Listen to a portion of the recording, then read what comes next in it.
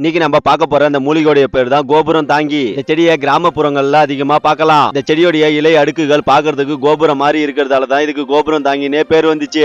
குறிப்பா இந்த செடியை எலும்பு சார்ந்த பிரச்சனைக்கு மருந்தா பயன்படுத்துவாங்க. இந்த செடியோடைய வேர் பகுதியை வெட்டி நெல்ல காய வச்சு அதை நல்லா பொடியாக்கி அதை தேன்ல குழைச்சு சாப்பிட்டாக்கா எலும்பு சம்பந்தமான எல்லா பிரச்சனையும் சரியா போயிடும். அதுவே இந்த கோபுரம் தாங்கி செடியில இருந்து இலையை மட்டும் நல்லா பறிச்சு சுத்தமா கைவிட்டு அம்மியில வச்சு நல்லா ஒட்ட அரைச்சி எடுத்துக்கணும். அதுக்கப்புறம் அரைச்ச விழுதை எடுத்து ஒரு வெள்ளை துணியில மூட்டை மாதிரி கட்டி நம்ம தலைக்கு தடவை பயன்படுத்துற தேங்காய் எண்ணெயில போட்டு ஒரு 2-3 நாளைக்கு நல்லா ஊற வைக்கணும். அதுக்கப்புறம் இந்த எண்ணெயை எடுத்து யாரோட தலையில ஈரு பேனு பொடுகு தொல்லை இருக்குதோ அவங்க எல்லாமே தொடர்ந்து தடவின்னு வந்தாலே போதும். கண்டிப்பா உங்களுக்கு தலைமுடி சார்ந்த எந்த பிரச்சனையுமே வராது.